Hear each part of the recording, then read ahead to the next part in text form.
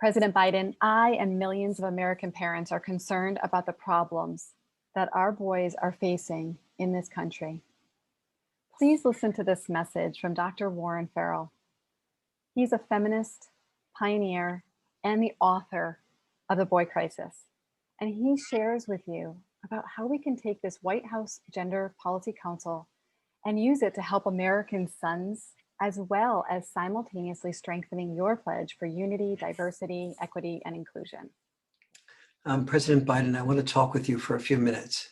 I am really excited by your pledges for unity, for diversity, for equity, and inclusion. That's exactly what I feel our nation needs at this time, and I know you feel the same way.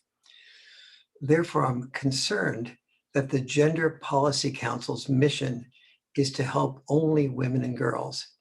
Boys are left out, fathers are left out, men are left out, even trans and gays are left out if they are male.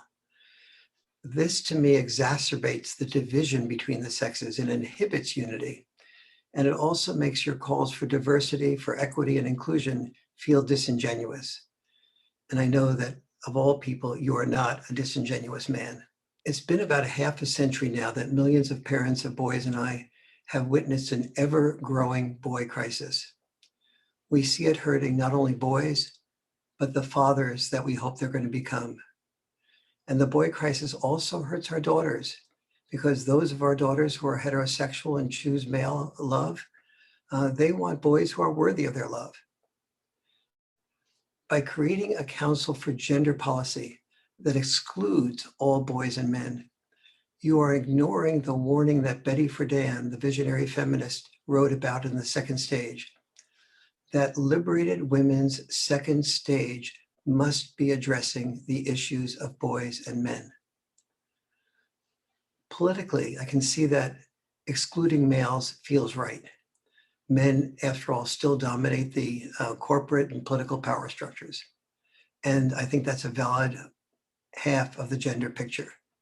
Let me share, if I may, a little bit of the other half. The US currently has 7 federal offices of women's health and no federal offices of men's health. And the neglect of men's health, I think, is part of what has contributed to the decreasing life expectancy of males, but not females, for the past 3 years. This has never happened in our recorded history before, where one gender's life expectancy has decreased for 3 years in a row. Boys and men die sooner of 9 out of the 10 leading causes of death. And remember, not a single office on men's health or boys' health. Boys are twice as likely to die from opioid overdose, to be obese, to live in their parents' basement, and to be street homeless. They are more likely to be addicted, as you probably know, to video games, to pornography, to alcohol, and they're more vulnerable than girls. I discovered in doing the research for the boy crisis, they're more vulnerable than girls in more than 50 developmental areas. You have expressed an enormous concern for COVID-related deaths and an empathy for the people whose lives have been lost. You're aware of the lack of social skills that so many boys have. When you put COVID together with a lack of social skills, you get an enormous vulnerability on the part of boys. Boys who are over 14 are already 4 to 5 times more likely than girls are to die from suicide. If you care, which I know you do, about the prevention of COVID-related deaths, I ask you to work with me and professionals with whom I work to assist the Gender Policy Council to train helping professions to identify the 60 plus red flags of male suicide that I identify in the Boy Crisis book. I feel a Gender Policy Council that's really inclusive can also address the underlying causes of the boy crisis, and with government help and school help and family guidance, we can develop together solutions. For example, our nation's boy crisis resides where dads do not reside.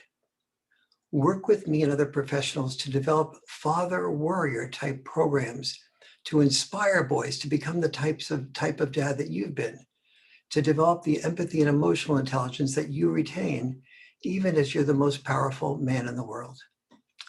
One of the things that I'm delighted with is that part of the Gender Policy Council's stated mission is racial injustice. However, this racial injustice applies to females only. Just bear with me for a moment on that issue. It is Black males who are 24 times more likely than Black females to be shot by police. And victims of racial profiling, such as DWB, driving while Black, are really DWBM, driving while Black male. Think about Black prisoners, Black unemployed, Black homeless. They're overwhelmingly male. When it comes to racial injustice, the forgotten half of Black male is male. One of the things I know that you care about is solutions. Since the Moynihan Report in 1965, we've known that inner city crime emanated predominantly from the 25% of Black males growing up in homes that are deprived of father involvement. That percentage, as you probably know, is now in excess of 70%. I feel we can't genuinely say that Black lives matter if our gender policies fail to inspire father involvement. Caring exclusively about racial injustice for Black females exacerbates racial injustice with sexism.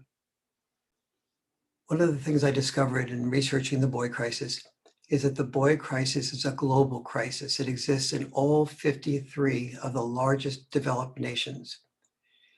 Even China, perhaps the least transparent of the most developed nations, is nevertheless acknowledging its own problems with boys, its own boy crisis.